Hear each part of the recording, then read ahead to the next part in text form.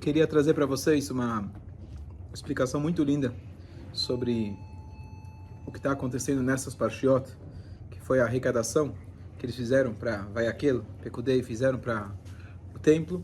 Isso começou já a parshiot atrás e vai terminar nessa semana. A gente vai juntar duas parshiot, são enormes, são palavras difíceis e eu que sou o Balcorê tenho que estar preparado. Mas o que eu queria trazer para vocês uma coisa muito linda que eu vi, explicação sobre essas parshiot. Então, é o seguinte, a Torá, quando ela vai contar sobre essa arrecadação que eles fizeram para poder reconstruir, então eles falaram, ou seja, a arrecadação para o trabalho foi suficiente, verroter, e sobrou. Então, a primeira parte é que todo mundo já sabe que foi a única vez na história, nunca teve antes, nunca teve depois, que Moshe Rabbeinu precisou falar, pessoal, para de trazer a arrecadação que está sendo demais. Isso foi a única vez na história. Você não fala ninguém. Isso nunca aconteceu. Foi a única vez. Mas além disso, o que está escrito, ela foi suficiente e sobrou. Suficiente parece o quê? Tinha o necessário. Sobrou, dá a entender que ficou sobrando. Então, era o suficiente, exato, ou ficou sobrando? Qual das duas? Então, o Or HaChaim, ele traz a seguinte explicação. Ele fala o seguinte, imagina que você quer trazer para contribuir para o Beit HaMikdash. E aí, única vez na história, mas aconteceu, chega a fila, parou em você. Sabe quando você era criança, tinha a fila do brinquedo? E bem na tua vez, desligou o brinquedo, acabou a festa, tô aqui esperando, eu vou ficar de fora? Mas tá aqui. Moshe Rabbeinu não tinha cofre onde guardar pro Mishkan, acabou. Não tem mais o que receber. O que você ia fazer se você ficasse de fora? Você ia querer dar. Eu quero fazer essa mitzvah. Então, Moshe Rabbeinu aceitou de todo mundo. Tá bom, agora vamos tentar usar tudo. O que acontece? Chega na hora, você tinha mais. O que Hashem fez? O que você imagina que Hashem fez? Vamos supor que precisava de 100, arrecadaram 200, o que Hashem fez? Que aqueles 200 entraram. Normalmente acontece, né? Você fala que gasta 200 e usou 50 e o resto sem bolsa. Aqui não, precisava de 100, gastou 200, mas usou os 200 lá dentro. Por que Hashem fez isso? Para que ninguém ficasse de fora. Então Hashem fez um milagre especial daquilo que não era para caber e você sabe que todo mundo quer dar a parte mais nobre. Quem quer dar o banheiro da sinagoga? Vamos colocar a placa, banheiro doado por... Ainda não tem. Se alguém quiser doar, não... Então, a arrecadação foi de tal forma de que, número 1, deu para todo mundo dar, mesmo que tinha mais. Hashem fez com que a linguagem, isso é o mais importante de tudo, a linguagem usada pelos nossos sábios, me'at marzik merubeh. Um pouco, ele consegue conter muito dentro dele. Então, o Mishkan era pequeno, digamos assim, para poder conter todas as doações. Mas ele conseguiu conter muito dentro dele.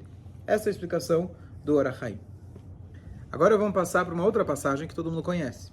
O que acontecia com o Beit HaMikdash quando as pessoas estavam de pé? Era menor. Era apertado. Quando eles se curvavam, tinha espaço. Isso no Beit HaMikdash. Mas vamos pegar agora no Mishkan. Está escrito que Moshe Rabbeinu ele conseguia reunir todo o povo de Israel entre as duas barras que tinha o Aron HaKodesh. Sabe o Aron HaKodesh? Eles não entravam lá. Mas ele conseguia reunir, não sei se em algum momento eles tiravam para fora, ele conseguia reunir todo o povo de Israel entre as duas barras. O pessoal emagreceu bem. Foi bastante Ozempic para caber 3 milhões de pessoas naquele espaço. Por quê? Porque toda a ideia do Mishkan é que ele era flexível. Como que ele era flexível? Então, normalmente você fala, bom, ele era flexível. Hashem fazia um milagre que espaço conseguia conter mais do que... Mas olha que interessante. Você já abriu um leque. O leque ele é fininho, um guarda-chuva. O que acontece quando você abre? Acorda. Quando você está à tarde é como eu estou de manhã. Não é que hoje eu nem consegui parar um minuto. Então, o que acontece com o leque? Então ele tem tecido sobrando, quem lembra as senhorinhas lá, quando não existia ainda ventilador ou ar-condicionado. Então ele tem muito, ele está acumulado, ele está dobradinho. Na hora que você abre, ele se expande. Olha que bonito. Uma vez que o Beit HaMikdash, no caso aqui é o Mishkan, mas é o primeiro Beit HaMikdash da história, o primeiro Mikdash móvel, ele continha dentro dele mais matéria do que ele realmente precisava, então ele tinha matéria de sobra. Não dá pra a gente imaginar isso mas imagina, você tem mais tecido do que precisa. Chega na hora, o que você faz? Você consegue esticar. Qual que é o conceito que dá por trás disso? Já que Bnei Israel doaram com tanta vontade, e mesmo quando já concluiu, não, eu quero dar, eu quero participar, então qual foi o resultado na casa? O resultado foi que essa casa é uma casa que consegue abraçar todo mundo. Vocês fizeram questão de abraçar o que não dava para ser abraçado, era mais gente querendo abraçar do que a causa. Então Hashem fez que essa causa, ela vai conseguir abraçar todo mundo quando vocês vierem para o templo. Então o fato dela ser flexível espiritualmente é porque espiritualmente o povo fez a mesma coisa na hora de dar para ela. Não é bonito? Então essa é um conceito muito bonito. Só que esse conceito a gente pode trazer para a nossa vida. E esse conceito é aquilo que os Chachamim eles falam nessa frase que eu falei antes. Me'at marzik merubeh. O pouco que ele consegue comportar muito. Então, antigamente, talvez seria difícil para a gente explicar uma coisa dessas. Mas qual que é a menor parte que hoje a gente conhece? Átomo. Talvez tenha partes subatômicas, mas é o átomo. O átomo não é nada, certo? Qual que é a força que o átomo tem? Se libera o átomo, está frito. Se liberar o átomo, estamos tentando impedir lá os caras. Tá certo? Ou se bate um com o outro. Você vê que a menor partícula possível, ela é capaz de ter o maior poder possível. O que isso significa? Que às vezes a pessoa fala, eu fiz uma pequena mitzvah. Não tem pequena mitzvah. Uma mitzvah que você fez, uma brachá que você falou, um amém que você respondeu, essa brachá, você pode achar que ela é pequena. Não tem mitzvah pequena. Aquela mitzvah que você fez, ela tem uma força que a gente não consegue imaginar. Esse era o Mishkan, é isso que Hashem fala para o povo. Façam para mim um Migdash, o que acontecia no Mishkan acontece dentro de cada um de nós. Acontece em cada mitzvah que a gente faz. Acontece com um pequeno shiur, com aquele 1 minuto que você tem, aquele minuto, aquele segundo que você consegue se concentrar e fazer a mitzvah, ele consegue trazer e carregar dentro dele todo o Mishkan dentro dele. Assim como você tem um raio do sol, o raio do sol ele traz com ele o sol inteiro. Você consegue fazer um buraquinho desse tamanho, quando você precisava olhar para eclipse, quem lembra? Pegava o filme, lembra? O filme que ficava dentro da máquina, vocês lembram a máquina que apertava? Vocês lembram melhor que eu, certo? O rolinho, por aquele buraco você consegue olhar. O que você olhava? O sol inteiro. O buraco é muito pequeno, mas você consegue ver o sol inteiro. Fala. Porque tem uma hora aqui vale mais do que todo o tempo. Está escrito, já entendi o que você está falando. Tem duas coisas. Está escrito 1 segundo de Hashem, é equivalente a 60 anos aqui, alguma coisa assim. Quando o cara virou e pediu para Hashem, falou para Hashem, para você 1 bilhão e 1 real é a mesma coisa. E aí Hashem falou, tudo bem, se você quer que eu te dou, eu te dou. Espera um minuto. Espera um minuto. Aí 1 minuto de Hashem, não sei quantos anos. Tem um mundo vindouro também. Acho que é 1000 anos. 1 ano de Hashem. Yom Echad, que é um dia como 1000 anos.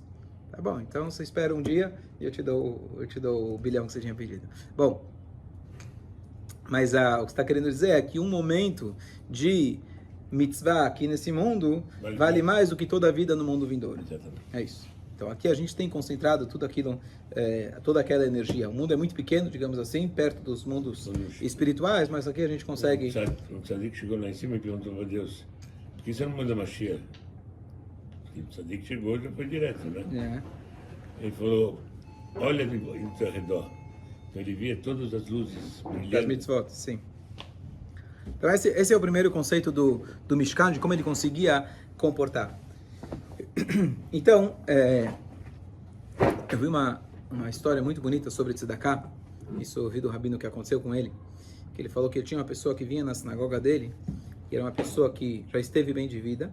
Infelizmente, ele perdeu o trabalho, perdeu a empresa. Ele vinha todo dia na sinagoga e quando ofereciam para ele um empréstimo, dinheiro, etc., ele recusava. Ele falou, só quero um trabalho, não quero mais nada. E ele recusava. E ele chegou ao ponto, infelizmente, de dormir na rua. E o rabino falando, tentei de todas as formas emprestar, parará, e nunca ele acertou, nunca ele aceitou. um dia eu recebi de alguém uma nota de $2 que eu recebi, uma pessoa recebeu de um tzadik. Eu não sei qual é o tzadik, porque o Rebbe dava de uma, então eu não sei qual é o tzadik. Queria saber quem é o que dá de duas, porque eu vou atrás. E aí, ele recebeu essa nota de $2. Ele falou para esse indivíduo, falou, olha, eu tenho aqui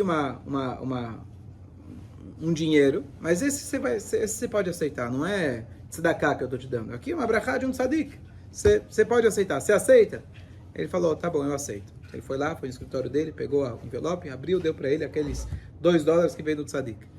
Aí o cara virou e falou para ele, esse dinheiro é meu? Ele falou, é teu. Tá, então agora deixa eu fazer a mitzvah de tzedakah. E deu para ele, o dinheiro para ele poder fazer a tzedakah. Esses são os pequenos atos. E aqui nessa paraxá a gente vê todo o conceito de tzedakah que o povo de Israel deu, que realmente eles deram de todo o coração e deram de todas as formas. Esse é o ponto número 1. Ponto número 2. A Torá conta pra gente que vai avou hanashim alanashim.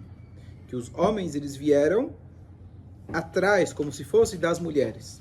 O que significa isso? Que as mulheres, elas, nesse momento, lideraram as doações e os homens foram atrás. Então a gente vê a grandeza das mulheres, mas tem um detalhe muito bonito. Quando o povo de Israel quis fazer o pecado do bezerro de ouro, Aaron Cohen ele disse, peguem os enfeites das suas mulheres. Por que ele falou isso? Porque ele queria enrolar, sabia que ia demorar para isso acontecer, e assim, enquanto isso, Moshe Rabbeinu, ele chegava. E aí o que acontece? Eles foram pedir para as mulheres, elas se negaram, então eles pegaram, como a Torá fala, os piercings que eles tinham nos seus próprios narizes, e eles foram lá e construíram o bezerro de ouro. Até aí você vai dizer, bom, bonito, as mulheres não fizeram. Mas você pode chegar e dizer, bom, por que elas não doaram? Por que você acha que elas não doaram? Não queriam gastar. Mas quando chega a vez de arrecadar para o Mishkan, o que elas fazem? Saem correndo. Então o que você vê? Opa, aquilo que elas não deram naquela vez não foi porque elas não queriam se desfazer daquilo que era delas. Elas não deram porque não era para Hashem. Então, por isso a Torá dá esse ênfase muito grande para a mulher, e as mulheres foram na frente e os homens foram atrás, eles foram secundários. Porque na hora de dar, você tem que saber para onde dar. Então aqui a gente vê que nem sempre a pessoa não dá, não quer dizer que ele não quer dar pelas razões que você imagina. A pessoa às vezes não está dando porque ele não está dando para a causa que você acha que é a causa mais importante. E essa pessoa ele vai demonstrar quando vai chegar a hora do vamos ver, quando vai chegar a hora de fazer uma mitzvah, você vai ver como que a pessoa ela se comporta. Então você tem dois lados para isso. Tem pessoas que quando chega na hora de fazer uma mitzvah, estou sem dinheiro, estou sem tempo. E tem gente que fala, eu não tenho dinheiro. Mas como uma pessoa que eu conheço, que quando era para pagar a escola, para pagar a educação judaica, eles tinham todo o dinheiro do mundo. Todo o resto, zero. Comiam muito limitados. Então a pergunta é o que você faz com o teu tempo, com o teu dinheiro. As mulheres deram para a gente o exemplo, e por isso inclusive elas têm o Rosh Chodesh.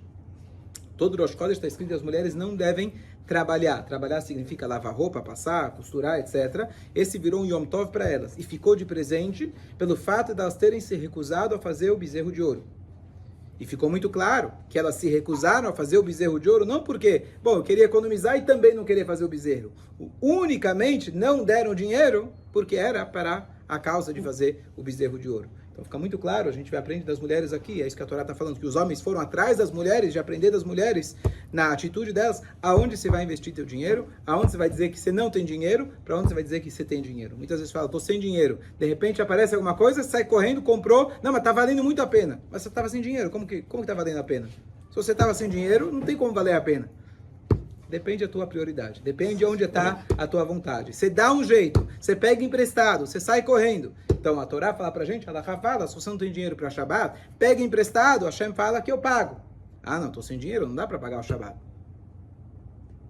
Se fosse para uma promoção única, para aquele item que você sonhava a vida inteira, não, mas é a minha viagem dos meus sonhos. Eu sempre sonhei com isso e está sem dinheiro.